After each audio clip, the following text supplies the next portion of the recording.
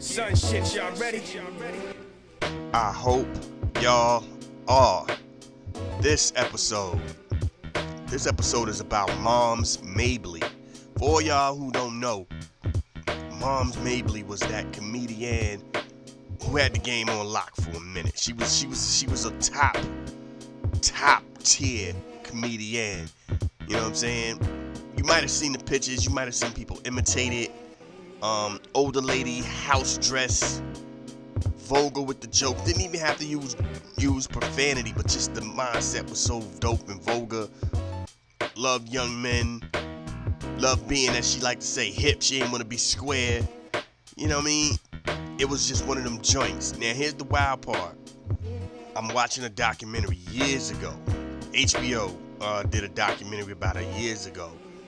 And Whoopi was on there and the sexuality came up and they were like, yeah, Moms Mabley went both ways, and a lot of times, you know, she preferred the company of a female. I'm paraphrasing, by the way. I always kept that in my mind because that was one of those joints that you just come away going, oh snap, word? Huh, didn't know. You know what I'm saying? And not to even sound offbeat or whatever, but I remember when Quincy Jones, I guess, probably thought he was gonna die in a year, was putting everybody's business out there. Y'all, hey, people go, oh no, that's just old man. No. Quincy was old in 1990. Don't play. Quincy was old back in the day. Somebody probably told Quincy he ain't had time left. Netflix did a documentary on him, and he was going around just putting everybody's business out there. Everybody's business. Oddly enough, not a lot of his business, but that's a whole nother conversation, you know what I'm saying? But anyway, one of the wild joints he said was like, yeah, man, and Richard Pryor was bisexual, and everybody was taken aback, you know what I'm saying? And then somebody asked, engaged in the conversation with, brought up the conversation, the comments of Quincy to Richard Pryor's wife, and she just laughed. They said she laughed and was like, yeah, it is what it is. You know what I'm saying? And they were like, yo, would Richard probably would have laughed. You know what I'm saying? It's one of those things it was one of the many, and here's the thing, walls are being torn down all day. It was one of the many Hollywood secrets out there, and Quincy Jones was putting a lot of business out there. And I'm saying that to say that it was just, when sometimes these kind of joints throw you back for a minute, it's like, yo, because I also remember, and I've heard it, I actually heard it, when Richard Pryor was at a gay get down, a gay event out there in San Francisco. He was on one.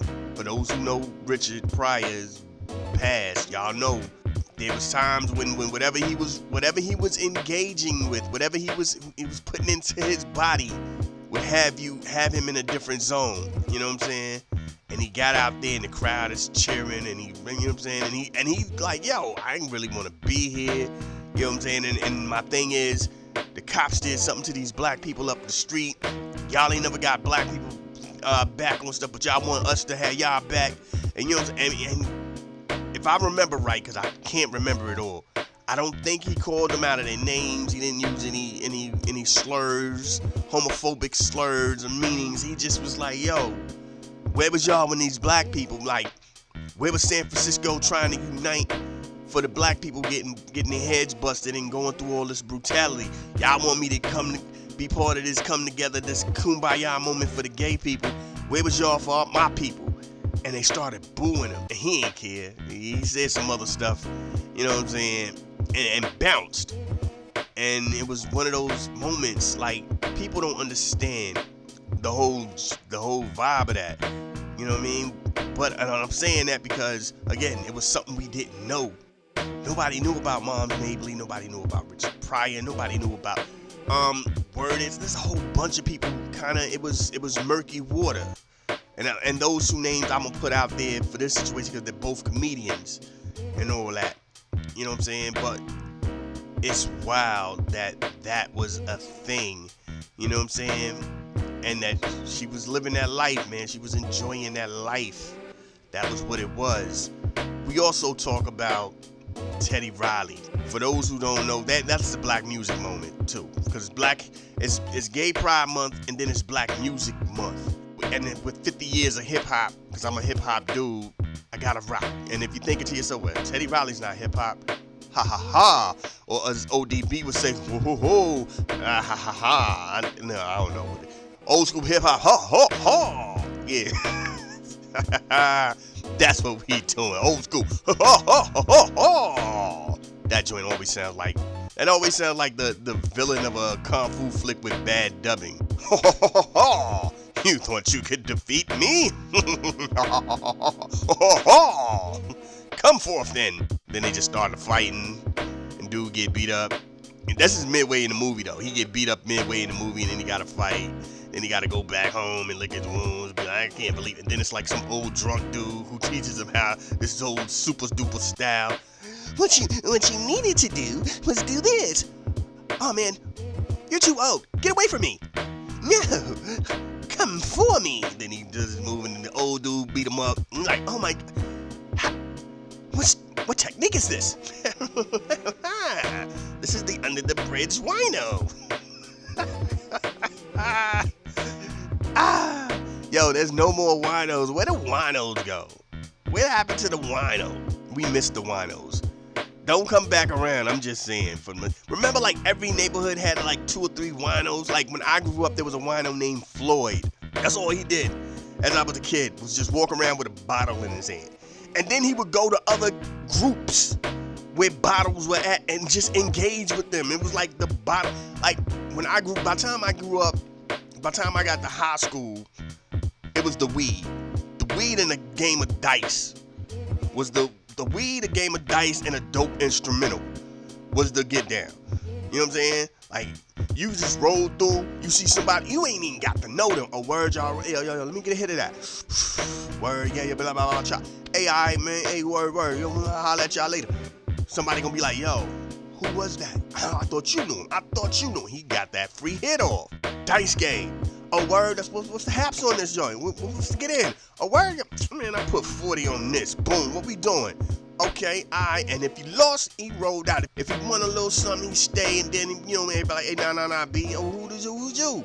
Nah, we ain't letting you just get up out of here with the money like that. Who are you? It was what it was, you know what I'm saying? Dope instrumental. Ain't somebody rhyming in a cipher, especially ciphers. Any cipher, a cipher jump off, and the thing was, if you were invited to come through and partake, that meant you was dope. If somebody saw you up the street, yo, that's my man right there. He got bars. Hey, come through. Do something. Give us a little something. You was official. The dudes who would just engage and you know what I'm saying, come through and just invite themselves to partake in the participation, them dudes was garbage. Bars is flying everywhere. Everybody got dope bars. They bring in their best joints. They sharpening their swords. They out here getting their skill level up, and then some dude just come in. And then I came through, had to do, but I saw you guys, and I was like, why don't I just come in and do this for them? Do it for you and you and you. Can't forget him and then forget them. Then that chick over there with the fat derriere, I was like, yeah, I'ma go over there and then talk to her, then go home, cause my belly's on bubble.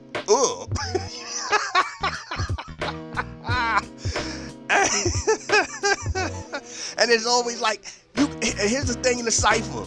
Everybody else is like, yo, who invited this dude? It's gonna be like, out of the 10 to 15 dudes, cause that's what a cipher ends up being. You might even end up only having like 4 dudes actually rhyming. Everybody else is just engaging with the listening. 15 dudes, out of them 15 dudes, 10 are straight up like, yo, man, for real, y'all let this, you laughing, smirking, like, and he dead serious too. He this ain't even like he's goofing off. These are bars in his mind. He is like the fact that he is aware to throw all this in the game. That's 100%. That's a high level of intelligence. Let's keep it real. To just say some, people ain't understanding when rappers rhyme off the top of the dome, and people are like, oh man, anybody? No, you can't. Nah, stop lying, and make it make sense. Nah, stop lying. Anyway, My man is already he there with it. So there's that respect from, like, out of the 5 dudes, 2 of these dudes are really nodding their head going, okay, and gassing them. Ooh, he said Terrier. Ooh. You know what I mean? The other three are straight up just like, yo, I'm gonna leave now. This is done. The cipher starts dissipating. What's the word? The joint starts to get a little out the way. Everybody start going their own ways. They start breaking off. You know what I mean? They start going their separate ways, like a new edition group. You know what I'm saying? Bobby went over here. Belle Biv DeVoe went over there. Ralph is over here. Johnny Gunn. They break up. Dissipate. That's the word. Dissipate. You know what I mean? And it's just wow. All because the dude Cypher was going to. Because you ever been in look, for all my hip hop heads, you ever been in a cypher and forgot about the time? Like, you rhyming over instrumentals, you rhyming a cappella to the next instrumental drop. Dudes is just letting other dudes flow. Just keep going, dog. Keep it going. What you got, dog? You messed around and spent an hour or so just in a dope cypher. The good old days. That's the joints I grew up off. Back to the Wino. Wino, Floyd. See a group of dudes, because where I grew up, it was Brook Ridge Apartments. Back then, it was Warwick Gardens Apartments. Stayed on 40, my joint was 5409 Marshall Avenue. Back door, if you went out the back door, there was the clothesline joint. A nice little field that sometimes older dudes would play football. Matter of fact, I busted my ribs as a young kid. 2 years old, trying to play with some older kids. Fell on a gang of glass, because like where there was the football field, it was like a nice field for football, and then there was like 3 to 4 trees that had massive shade. And around those 3 to 4 trees is where the wino drunk dudes would hang out for the most part and get their drink on. So popping glasses. The other kids would come around and bust them glasses. So there's broken glass. Melly Mel round. Broken glass everywhere. Ayo, salute the Melly Mel hip hop classic. Everywhere. And I'm a little dude, too, running around playing, trying to play with fell on some glass. I'm still running around with the glass in me. Somebody goes, yo, there's a kid with glass in his side. Like, who kid is this? There's nobody's out there kid, because either they're young 20-somethings or they're teenagers. So everybody's like, I don't know who kid this is. I don't even know how I can't remember how I got out there. I remember falling. I remember the glass. I remember being in the hospital. I remember them taking the joints out. I remember being a young kid, whole rib areas, you know what I mean, taped up. Wow. Anyway, winos congregated at the trees all the time. It was different people. And Floyd would roll up on everybody with a bottle, tap bottles, and drink and talk about who knows what. They just who knows what. It was the greatest, wildest times. People go, yo, nah, dude, we grew up. We was out here wilding out. We was doing dumb stuff as a kid. Anyway, it's always dope, man. I don't even know where I'm going with this story. Quincy Jones. That's right. And yeah, man. He put people business out there. People businesses are coming out as more and more as time goes on. Quincy's little joints is gonna go out there too. People still remember them Tupac stories. I'm just saying. But it is what it is. We talked about Teddy Riley and just the dopeness of Teddy Riley. I think that's probably where I was really at, right? Teddy Riley and the music. Teddy Riley was dope. For people who don't know, Teddy Riley was a major piece of hip hop, and I talk about that. And maybe as time went on, people forgot, but yo, Teddy Riley, and I talk about that, had the late 80s to at least the mid 90s on lock, because he went from having Guy breaks up, then he has Blackstreet breaks up at some point. Look, I'm gonna tell y'all how here's an around the way story. I'm from the 757 area, Bad News VA. My man, producer of our team, member of our team, connects with Chauncey Black from Blackstreet. He he connects with this dude. Because we didn't know nothing about any beef. We just knew they broke up. My man is telling us, yeah, man, Chauncey wants me to like make some records for him. He about to diss Teddy Riley. I'm like, alright, man. Alright, B. You had me at Chauncey was rocking with you, and then he dissing Teddy Riley. Alright, B. You playing. Come on, man. Go ahead with that. He letting us hear some of the beats that Chauncey's picking. It's like, yeah, yo, that's kind of hype. Yo, that's dope. That's official. Fast forward a little, like maybe a few months later, I'm listening to Hampton University Music, radio station. And this beat, there's a terrible knockoff of Kicking the Door by B.I.G. comes on. And like, yo, what is this? Trash. And it's Chauncey Black. Chauncey now trying not to sing, but he rhyming a little bit. And it's like, yo, dude, who is this? And they're like, yo, that's Chauncey from Blackstreet. And I heard the Teddy Riley disses, so I didn't think that was, I'm like, who is this? They say it was him. I call up my man. I'm like, yo, B, I heard Chauncey on the radio. He was like, yeah? I'm like, yeah, he had this joint with like a fake kick in the door beat. That's your beat? Was that one of your? He was like, nah, that wasn't my joint. My joint is the this.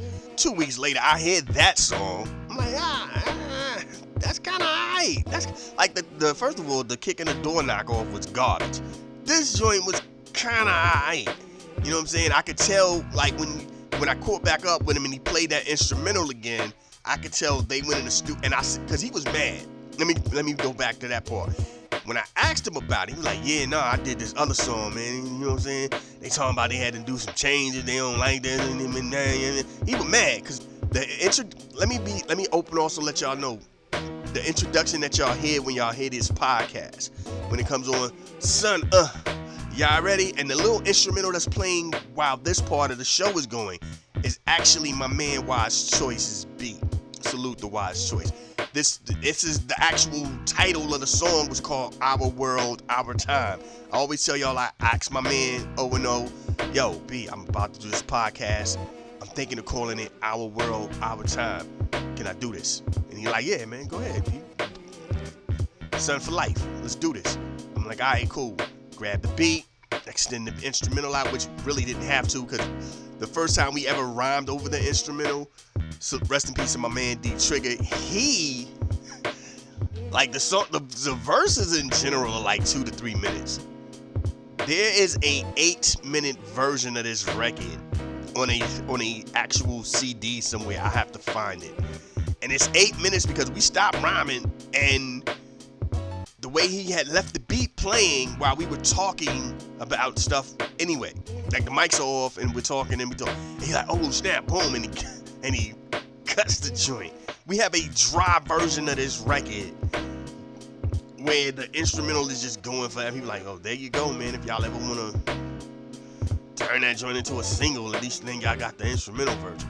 Now, the wild part about this beat is we slowed down the pitch to give it this bounce that it has. When y'all hearing this, it has a bounce to it. It's a nice little bounce to it.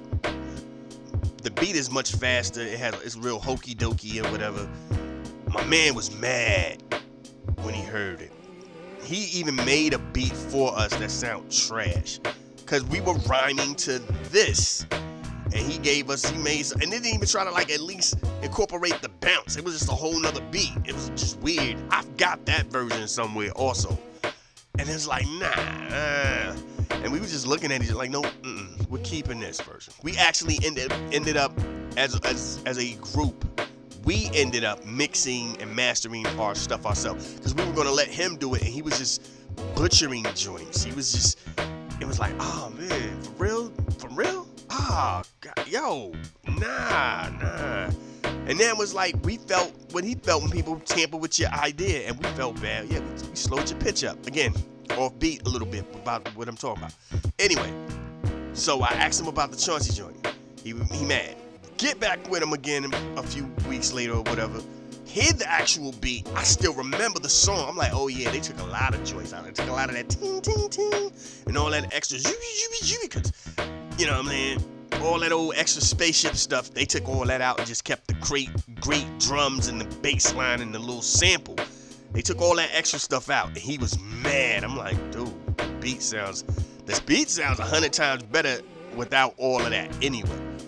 It's him that's garbage. That's what I mean. Like, the beat makes it tolerable, because, yeah, he was never, like, for those who don't know how Blackstreet worked out the first time, and I know. I'm gonna tell y'all. What's my man's name? My man, it was a guy. He was part of Blackstreet. He related to Casey and JoJo. This is the dopest thread of joints out here I'm giving y'all right now. He was related to Casey and JoJo, and he was actually a Jodeci background singer. You know what I'm saying? He had that joint. It's so funny running into you and playing a few one night stands.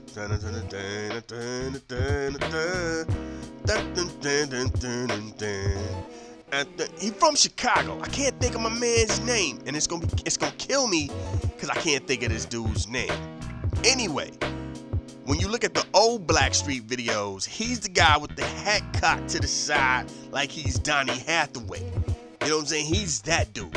Chauncey Black ends up singing on the Joy record, and which, if you've heard Joy, sounds like something that Michael Jackson was like, I like it, but I don't like it. Y'all can have that. It sounds like something that Michael Jackson just passed on. For those who don't know, go look up Blackstreet's Joy. That sounds like, when you hear it, you think to yourself, man, did they just do a Michael Jackson cover? It's not a Michael Jackson joint, but you could tell that was probably made for Michael Jackson. They sang it. The guy singing is the guy I'm talking about, Chauncey. He does this joint is a hit. In his mind, he thinks he should be the lead dude. Crazy. My man, and I'm right there. I can feel I can hear it in my head, but I can't say it. My man leaves, and it's like, yo, the whole vibe on the second album, they bring in another dude though. Here's the wild part. They bring in a second dude to be the lead vocalist, and that's what Chauncey's really mad about. Because when you think about the joint, Don't Leave Me Girl, yeah, that's not Chauncey. You know what I'm saying? Chauncey's in there, here and there, but he's not all over the place. You know what I'm saying? Like, you know, he doesn't control the whole album, and that's the funny part. You know what I'm saying? So now they break up, and everybody is like, yo, he's gone. Teddy Riley's like, don't want nothing to do with anybody for real right now. And he goes out here and disses Teddy Riley.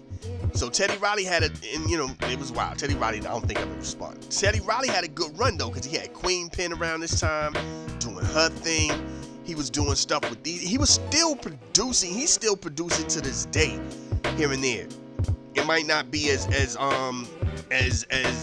crazy as it used to be, but he's still out here doing his thing. Dave Hollister is the guy who left. God, man, it took me a minute, y'all. Dave Hollister is the dude who left. For those who know who Dave Hollister is related to Casey and JoJo somehow. Don't know how, I forgot what he said. He was actually the bodyguard. He was the background singer for Jodeci, especially during those times when Jodeci and Boyz II Men were doing shows together. First of all, again, that's what makes the 90s dope. Could you look? You can't even pay to get these dudes on stage together now. The fact that they were both still on the rise and they did a show together. It's like when you see old footage of Bobby Brown doing choreography with New Edition, doing the New Edition show where Bobby Brown was one of the acts under that, and it was like, yo, Bobby Brown is. You know what I'm saying? Bobby Brown is at the joint, still kicking it, because they all homies. You know what I mean? And Bobby Brown's doing the dance steps with him for If It Isn't Love. He's doing the joints with him, but he's Bobby Brown. Bobby Brown is at the whole different part of the show. There's Bobby Brown segment and there's New Edition, but the love is there, and he's just hanging out with him. Just, yo, yeah, I got this, man. What y'all talking about? I can do this. Let's bring this. Yo, boom, I get on stage with y'all. They ain't gonna want that, Bobby. Man, look, whatever, B. I'll do it. I'ma do it. I'ma put on a suit and then when my time come on, take that joint off. You know what I mean? I don't know how to, you know what I mean?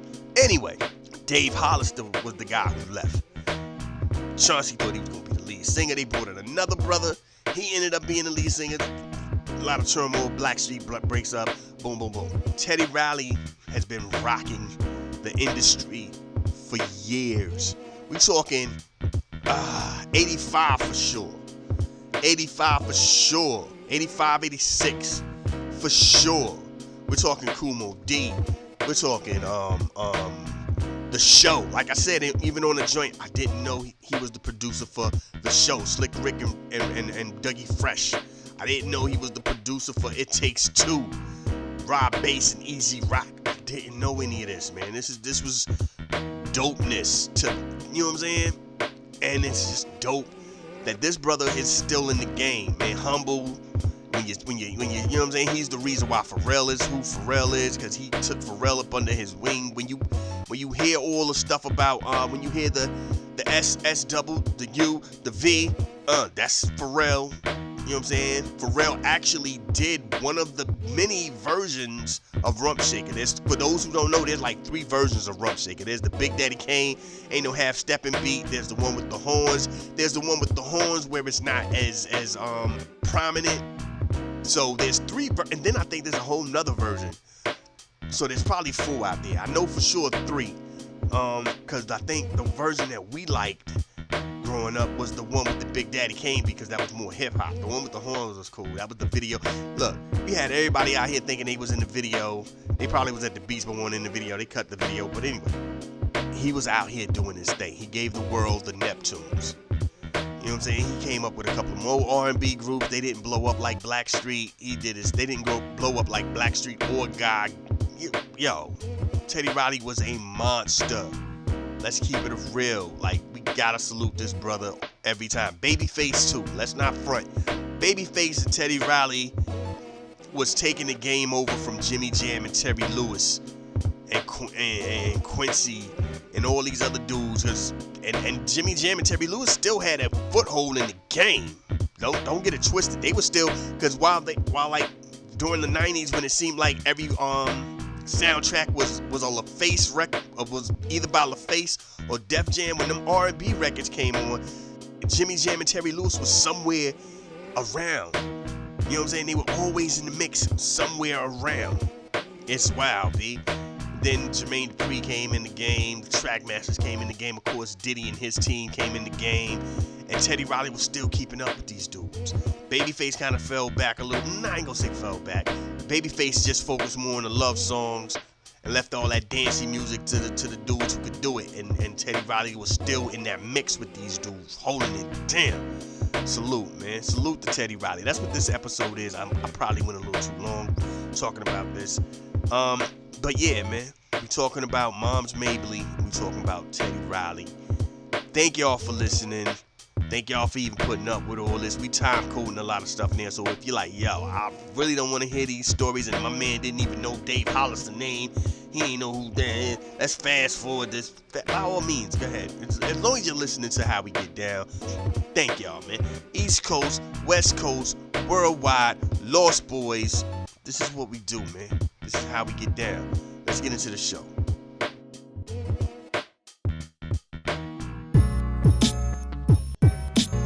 Yes, yes, yes. You know how we do, man. Word up. Live at the Oasis, Legal Crime Radio. I messed up. Hold on. Let me run this back. Live at the Oasis, Legal Crime Radio. Fashionably late. You know what I'm saying? This is Oceanagala, $400. This is a pair of Yeezys, a good $650. I got me this thrift store hat for like $2. And I got me some Versace shades, limited edition. You only find it in Greece. 2 stacks. That's what you wearing? That's what I'm wearing. I dare somebody to say something about how I look like a bum. Yo, y'all ever see them joints when they be catching up with them dudes? Be like, yo, what you wearing? And they all look like homeless people. It's like, dude, if that's the vibe, the fashion statement is to look like you broke, I'm good, B. I'll just rock the t-shirts and some jeans. I don't need all that extra stuff. All that extra stuff is just not needed for me right now. can't do that extra stuff because y'all look homeless, man. Y'all be out here looking real homeless. Like, Kanye whole outfit is straight, you know what I'm saying, the poor people on Star Wars. You know what I'm saying? Like, remember, like, on Star Wars, when y'all watch Star Wars, Mandalorian or whatever, and they be in the village and dudes be out there shooting up the village and all them people? Yeah, that's that kid. Like, nah, B, I am not paying hundreds of dollars to look like an extra on Star Wars. Y'all playing. But anyway, man, fashionably late. My bad. The game good. Look, it is what it is. We here, though. And as y'all can hear, it's a lot of Teddy Riley, which was not the plan. I had an idea for it because Teddy Riley was going to be the part of the Black History Moment joint. So I was like, yeah, I'm going to throw a little Teddy Riley choice on the second half of the night. There is no second half of the night. This is it right here. So, yo, this is what we do, though. This is how I get down. You know what I mean? Oh, snap. Salute to Tyler Perry. Word is, he done bought BET and then bought VH1. I'm pretty sure that was a package deal. They were like, if you're going to take this, you might as well get this too. This is garbage as well. They were like, nah, we holding on to this MTV, though. We will, you know what I'm saying? Like, whoever the dude who created, like, y'all ever see that joint when they was talking about, like, how, like, MTV would not play black people, and they actually talked to the head guy from, like MTV, the head dude. He looked like he used to get beat up by black people. He was like, no.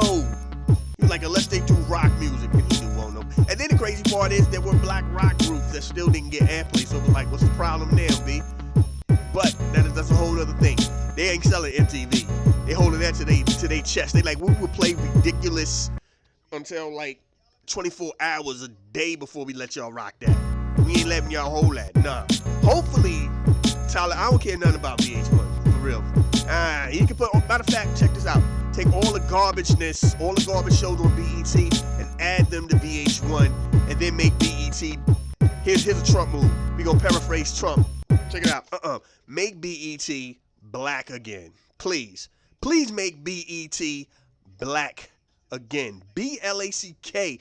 Capitalize all them letters again, please. And y'all know, if y'all grew up like I grew up, y'all know what I'm talking about. Y'all know what I'm talking about. HBCU football on Saturdays. Ooh, Teen Summit on Saturday mornings. Ooh. I know Rachel might not, I don't know. Rachel might still be popping. Rachel, get the Caribbean joint, get Rachel's, I know that sounds a little perverted to say it like that. Get Rachel's daughter if she wants to get down. Like, yo, keep the family lineage, you know what I mean? Remember, Rachel had you, I was the only reason she was even watching, like, you ain't care too much about the reggae. You just want to see her, like, scurry through the water and Jones at the beach. You're like, it's Rachel. You know what I mean? Bring that back. Bring Our Voices back. Was like the four talking heads at all the Sunday political joints do, but they was talking that political stuff from our angle. Ooh, the dope documentaries. Like, yo, I've learned about the middle. What got me interested in learning about the Middle Passage was BET, because BET had a weekend thing. Like, they showed some of it. It was like 3 Saturdays or something in a row. Like, and it was just talking about the Middle Passage. Dope. Just that back. Bring that back. Now, I don't care nothing about Video Soul. I don't care nothing about Video Vibrations, Rap City, Midnight Love. I don't care nothing. First of all, black, we don't, and there's no need to have video shows no more anyway, because it's YouTube. So, that. But give us that. That was like the dopeness to it. The black gospel joints in the morning, the church sermons and all that. Like, give us that. You know what I mean? Black Wall Street joints, the economics and all that. And have a section where you know what I'm saying, you talk about entrepreneurship, not this fake joint where dudes just like, I got my LLC and I think I'm doing something. Nah, like real entrepreneurship joints. So, you know what I mean? Like, if you don't buy that joint, do something dope with it. That's all I'm saying, man. Just do something dope with it. It's BET. BET got a legacy, man. I don't know what happened. I don't understand what happened. Like, I don't care nothing about those BET award shows. I don't even care if y'all bring back Comic View. I'm just saying the dopes, the real important joints. You know what I mean? Go find, what was the dude who did the news? You know what I mean? Find that brother. Find, what was it? Look, because Ed Bradley is in my mind, but I noticed the 60 Minutes dude. So Ed Gordon, right? It's either Ed Gordon or it's Ed Bradley. There's an Ed up in there somewhere. One of them, brother, light-skinned brother. old, you know what I'm saying? Y'all know the brother who looked like a young Langston Hughes almost. That brother, bring that, he ain't even young no more, but bring that brother back. Or somebody in that lane. I ain't saying Lamont Hill. I ain't saying that. I'm just saying somebody. You know what I mean? Bring that gangster back. That, you know what I mean? Bring that energy back. You know what I'm saying? Like for real. You know what I'm saying? Don't do nothing stupid and ignorant. I'm tired of BET being stupid and ignorant. Bring something worth. You gonna put some money on it and put all that money on it, because I know they ain't let you just buy that for cheap. Do something significant with it. Change the game. If the hood go, I don't think I want to watch BET no more, I ain't gonna front. You on the right path. You on the right path, B. You doing the right thing, for real. You know what I mean? That's all I gotta say about that. I'm just saying it's dope that he did that. BET is now once again black owned. Then he went out here and, like I said, he got VH1 probably dirt cheap. It was like, and while you at, would you like? They probably even offered it to him. How about VH1? You want that too? I only wanted BET. We'll give it to you for like, you know what I'm saying? Like $2. $2? Like, yeah, like when you go out here and you buy like a meal at McDonald's, and like a day you can get you a added large drink for just $1. Any size drink for like $1. You know, and you go out here, yeah. They gave him it was like at his discretion, whatever you want to pay. He was like, I'll give y'all 2 movies. 2 of my old movies that I ain't even really rocking no more. Alright, cool, we'll take that. There you go. But this is what we do, man. Giving y'all that nostalgia vibe. Y'all, hey, yo, salute to Reggie. Reggie was like, do that. Redhead Kingpin was official. I don't know why his career did not blow up like it should have, because Redhead Kingpin was no joke on that mic. You know what I'm saying? He was a bad dude on that mic. But it was like back then, competition was stiff. This is like what, 88, 89. Like competition was. He still got like, let's keep it real. Top tier is Big Daddy, KRS, G-Rap. You know what I'm saying? All that. Then there's, you know, Special Ed, EST, and all them was sliding up in there. You still had DOC's top tier. DOC is top tier. Ren, Q, that's top tier joint. Quick was coming around the corner. That's probably second tier, especially at that point in Quick's career. You know what I'm saying? Too Short. You know what I'm saying? Like the game was tight. Chubb Rock was dope. That 88, 89, 90 period, you had to be official to get in the game. You know what I'm saying? X-Clan and all that. So, but yo, Redhead Kingpin had that heat, man. He had that heat. And like I was telling Reggie, I thought that was gonna be part of the movie. Do the right thing. Not talking about a black and white thing, because that just made sense with the movie. I don't know if it was. I never bought the soundtrack. My people ain't buy the soundtrack. I'm just assuming it would be. But I guess it wasn't. Who knows? And I still think that's Big Bub singing on the hook, but in the video it was a whole nother brother. Just like, remember like when you saw the Cut That Zero, Give This Hero, you knew they basically sampled the Levert joint, and yet they still had like a whole other group of dudes in the video. You're like, oh. Then you questioning yourself, like, is that really? But nah, it's a sample, y'all. It's a sample. Anyway, man, this is how we get down. Just bringing back that dope nostalgia. Heavy D, do your own thing. You know what I'm saying? We got our own thing. We was out here doing that little Heavy D WAP joint. Hey, remember when you first tried it, you couldn't quite get it? Then when you got it, man, you could pop that. You could be standing still and just bust that joint out. What? Nasty with it. That was the time frame dudes was out here with the turtle, with the whatever color turtleneck, and then you had the baggy, whether it won't parachute, sometimes it all won't parachute, but the baggish pants you had one footwear was with the turtleneck joint or the long sleeve and the other shirt. Yeah, I don't know about everywhere, but that was how it was around me, my way, man. And then when we went to other places, it was popping like that too. That was them days, baby. Them days, man. Them was them days. You know what I'm saying? How they go get it? You couldn't get it from everybody. They was like, you be like, to you too. It was always ugly. I know I say that all the time, but it's just the truth. Only ugly broads was out here not really trying to play the game right. I don't want you chasing me. You should be happy anybody chasing you. The dog ain't even chasing you. Dog came around the corner and chased everybody. You stood there and he went past you. Nobody wants you. Come on, man. Let's get out of here. All them broads got kids now. And I say that as plural. Kids. Y'all know how that goes. Y'all be out here out and about like I be out and about. Y'all see these unattractive women and then you thinking to yourself, well, maybe she used to be popping. Then you think about all the chicks that you knew back in the days that weren't popping when we was kids, and you're like, nah, this is it. This is it.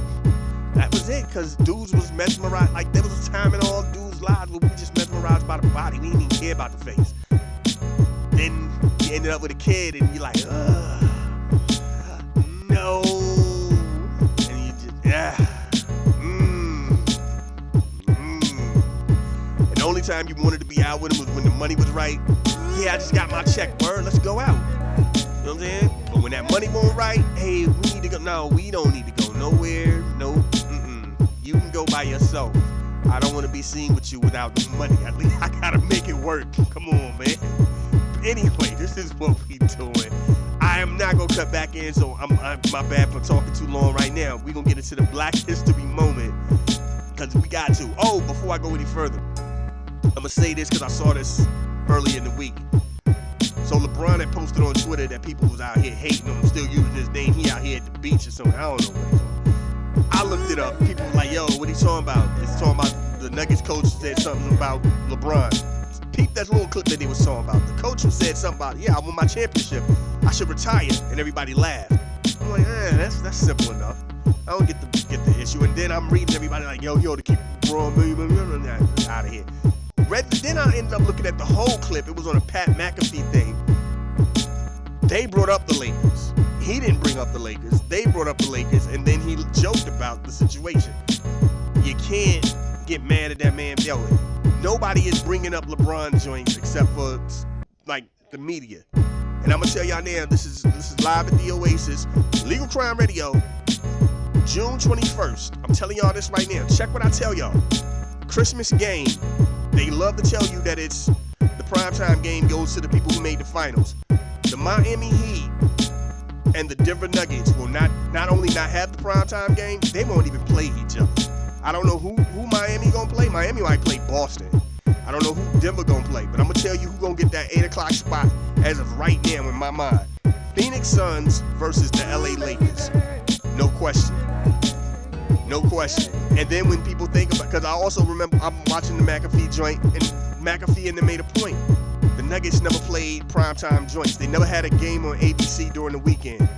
They, you know what I'm saying? It was only TNT. They weren't really on ESPN. So it was like, yo, watching the conference finals going into the finals was the only time people got to really see this team. World champions.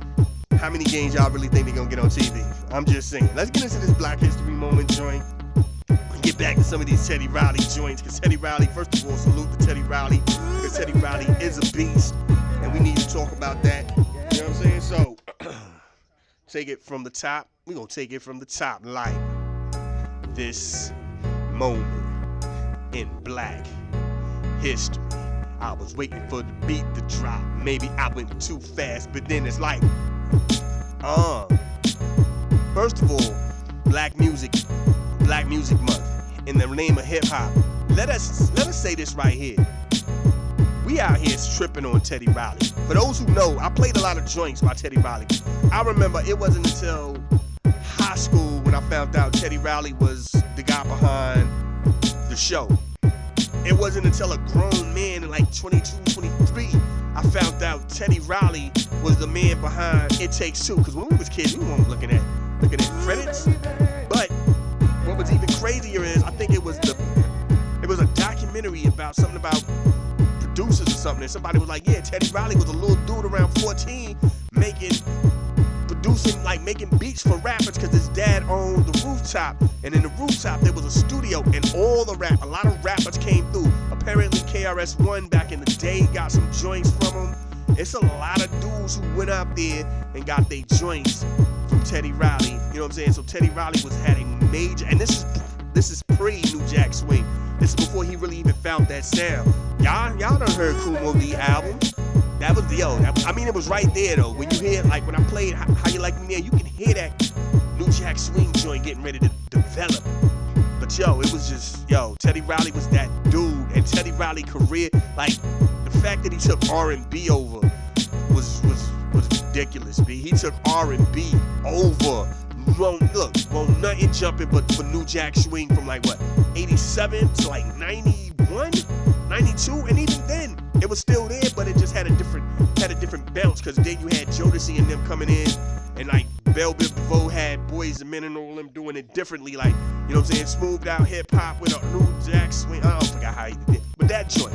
But New Jack was definitely that, like, yo, he created a whole genre right before our eyes. And like, I say that for those who lived it. If you didn't live it, you don't get it. Like, these young dudes don't understand just how mind-blowing New Jack Swing was, because it wasn't even rocking like our R&B. Like, a slow jam by Teddy Riley was so different than a slow jam by Luther Vandross or a slow jam by Babyface. Y'all ain't understanding. Like, it was just it felt, you know what I mean? Luther was out here singing them love like this joint, right? You know what I'm saying? You know what I'm saying? Keep it right there, bring on down. You know, he's doing his thing. Babyface is like, you know what I'm saying, all my sunshine. I don't know no Babyface songs, but 2 occasions, you know, that joint. Teddy Riley was like, woo, baby don't go, ooh, ooh, boo. Then that beat drop, ooh, even down, down, I fall out the door, yo, that was just aggressively dope for some reason. You're like, ooh, this right here dope. This ain't none of that Freddie Jackson, I wanna rock with you tonight. This is some other stuff right here. Y'all ain't understanding, man. But anyway, let's get past Teddy Riley. Salute to Teddy Riley, by the way, because then, like I said, he was still keeping it going. He switched with the times, too, because then when, like, the whole Mary J vibe started really kicking in, where we was just really singing over hip-hop beats, he slid into that joint so smooth. Woo! Hey. But anyway, who else we gonna talk about? Let's get it back now. Let's get into this whole gay thing. I know that sounds round to say, right? But anyway, we gonna talk about a classic, a legendary, an iconic comedian by the name of Moms Mabley. I don't know if y'all know. Look, scratch that. If y'all listening to me, y'all know Moms Mabley. If you can't recite a joke, that's what it is. But y'all see the vision of the frumpy old lady with the house dress and the floppy hat. Y'all see it in your head, just doing the gum smacking joke before she tell her jokes. Moms Mabley was official. Now, I'ma set some stuff, like she was born in the Carolinas. You know what I'm saying? Like, that's just real. She was born in the Carolinas. She was like, and she did her thing on the chitlin circuit. She was one of the more popular acts on the chicken circuit. She was actually part of a dancing crew. She was one of the many little dancers. She blows up on the chitlin circuit, gets brave enough to go out here to New York. Now out there in New York, she redevelops her act, and she becomes who we know as Moms Mabley. Now the thing is, this was during the vaudeville days when she was doing all things. She goes out here, and she becomes what she wanted to be. She goes out, she was like, yo, check this out, I'm gonna do it this way. Somebody gave her the name, her homeboy, one of her ex-boyfriends, she basically took that name, the Mabley thing, she threw it to Jackie Mabley. Jackie dies off, and it just becomes Moms Mabley, because she played as an older lady, always in pursuit of young dudes. And if you're thinking to yourself, well, why is this for the Black Pride Month joint? Because a lot of people didn't know, because of the way her jokes were, that she was actually gay. You know what I'm saying? She was a lesbian. She actually said that she started out not knowing what it was, because she was attracted to boys and the girls. As time went on, like, once the stage life was off, she actually dressed like a dude a lot of times. You know what I'm saying? And then there was times she would dress like a woman and still pull bras. Like, she was still pulling them chicks and doing a thing. So it became one of them moves like that. I'm like, if you do your research on it, you'll see that she had a crazy, terrible, sad past. Trust me when I tell y'all. But we gonna keep it positive, man. Cause sometimes you don't need to know about all the ills, man. This ain't biography on A&E. You know what I mean? You wanna know that? Yeah.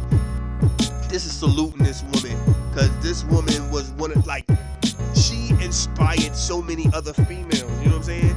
There's so many other black females who have impersonated her, like have taken the liberties of grabbing her character of Moms Mabley and redoing it. Whoopi Goldberg was one.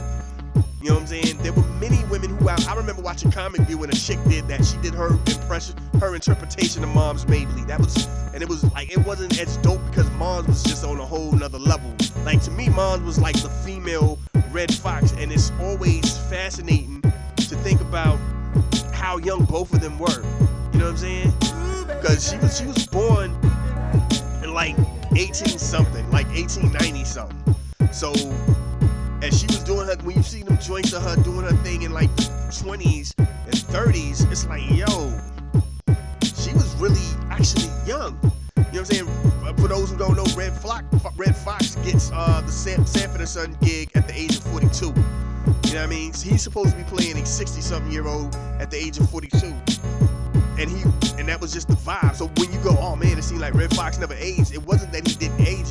He was always perceived to be so much older than what he really was. And that was the same thing with her. When she actually did pass away, people was shocked that she was not that old.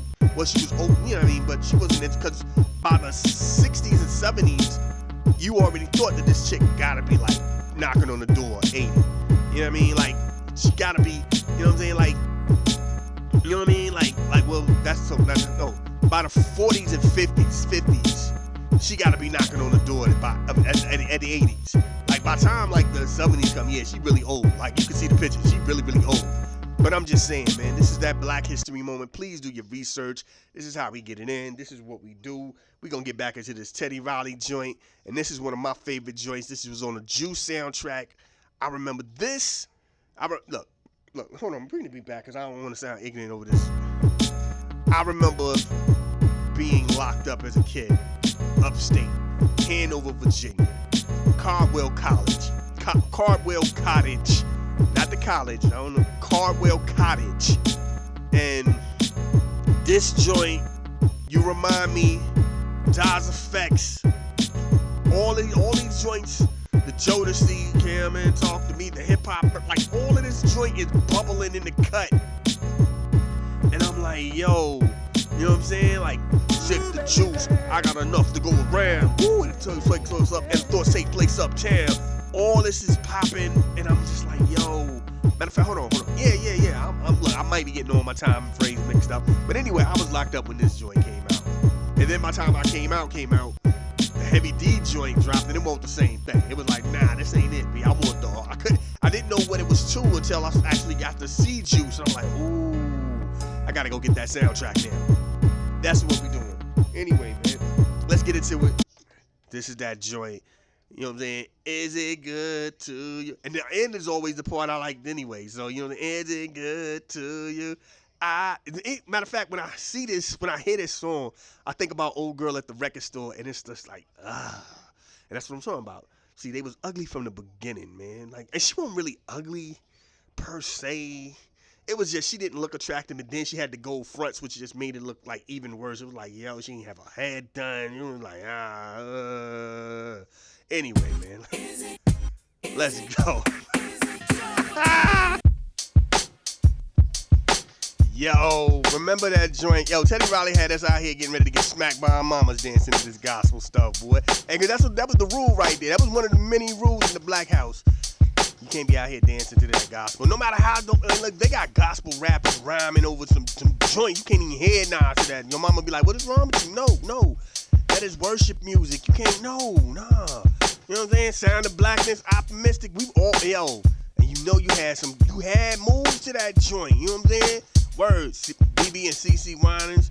Them joints that would come on the slow jams, and it was about God. And you knew it was about God, but you still was closing your eyes saying it. Chicks was dedicating this to their mans and everything. Like, yeah, I want to hear that song by CC and BB Winans, and I want to dedicate it to my boo-boo out there. Hold your head up, baby, I love you. It's going to be cool. We going to be together. And then they play it, and you like, ooh, this is, he dedicating this Jesus Juice music to his. How we doing that? Yo. Hey, Teddy Riley was about to have us all get whooped. You can't go out here dancing to these joints, man. You can't do that. Nah, you can't get your Heavy D bounce on to that. You can't be cabbage. Scratch that. Hey, before I go, I gotta say this. Salute to us as a people, us as a culture, us as just individuals, because I'm watching a bunch of these you know what I'm saying, old school dance joints. And I swear to God, it's the same 20 dances. But it's the same 20 dances, the same 30 names, and none of them are matching. I don't know how many times I've seen somebody do a joint and they called it the Smurf. Bring it back. They called it the Smurf, the Biz Monkey. The only thing that's really official is the Running Man and the Cabbage Patch and the Typewriter. Everything else is just all over the place. The Kid and Play. There's a lot of these joints out here, you know, and the WAP the same. Then you know what I'm saying? But it's a lot of joints dudes is out here doing, and the names ain't the same, and you're just like, yo, what is this? I done seen the Smurf done various times. And here's the thing, I can't lie to y'all, man. I do not know the name of any of these dances. I just saw them and did them like everybody else. Out here putting names to them was never my thing. But I'm just saying there's various names to a lot of these dances. And if you was dancing to any of this, time to make that change, we can do it, you were gonna get smacked upside your head. Mama was gonna clap, clap. And grandmama was gonna be like, yeah, that's the worship music. That's the low. Them the whinings. You don't dance to no wine. Look, I chopped up a beat. Like, No ID. My mama would choke No ID out here taking the Clark sisters and just chopping them up for a Jay-Z record. You can't do that, man. I'm saying, I ain't saying you can't do that. I'm saying my people would be like, you can't do that. I had the 5 blind boys, and I still got it somewhere. It's a dope little hookup. Came running up, what? Hey, pop, pop, destroy that. Take that. Hey. Anyway, man, this is what we do. Thank y'all for rocking with me. Saturday, we gonna do look, y'all probably thought something happened, like, what did the live feed skip? No, I'm just playing around. Like, remember when Hip Hop Records used to do that? Jeff and Fresh Prince had that joint. He was like, I can't remember the word. Grooving and they shaking and bumping it. Grooving and shaking and bumping and jumping. Grooving and shaking and bumping and jumping and bodies was thumping. Grooving and jumping and bumping and bodies was thumping and girls was rocking. Dudes dry humping up in the back and home. I don't know the words to that record, but y'all know the vibe, right? Anyway, yo, slow jamming with your girls and back in the day, get your dry hump joint on. Y'all was, you know what I mean? Anyway, back to what we doing. Saturday, we will be doing the Universal Soul joint. That means a lot of like a lot of foreign music. So if you tune in and you're like, yo, what is this? What am I, and you gotta look at the joint and be like, nah, this, it's legal crime. It's just what we do. I try to do this at least once a month and get that, because the globe is just popping, man. It's dope music all over the place, man. And sometimes you gotta just throw it out there for the world to hear, man. And we gonna do that Saturday and get into what we do. Thank y'all for rocking with me, man. Like I said, my bad for coming up in here a little late. You know what I mean? But we here. We did what we did. We had fun. Salute to Teddy Riley and all the greatness that he was out here putting out. Probably still putting out, just don't know about. And I'm gonna holler at y'all later. Let me do what we do. Sound serious now. They say you only live once. That's a lie. You only die once. So anytime that your God allows you to get out here and reminisce on when you used to slow jam back in the days at somebody's basement party or somebody's crib when their mamas in them on home and y'all was like, ooh, wow, you know what I mean? Doing them things, and then their mama come up in the crib. Well, it was always the mama, because daddy come up in the crib. Dudes is jumping out of windows. If a daddy run up in the crib, dudes is jumping out of windows. It could be their house, they jumping out the window. You know what I'm saying? But when mama come in, click up on the lights, everybody free. Like, it's always somebody got their pants down. Some chick got her breasts out. You know what I mean? It's always something weird. And she's like, everybody out. Then she's like, then she got to do the roll with you to go to people's cribs and be like, that's where they live. And then she got to knock on everybody's door. This is what I caught them doing. And then it's a whole nother thing, man. It get wild back then. But if you are able to remember those things and laugh about it and joke about it, if you're not traumatized by it, you know what I'm saying, we good.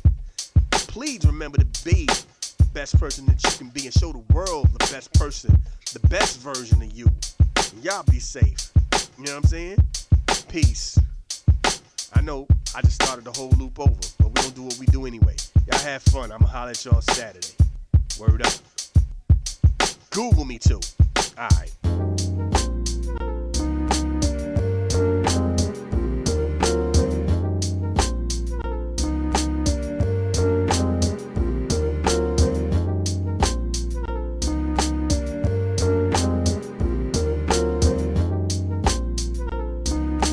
soul of art presentation.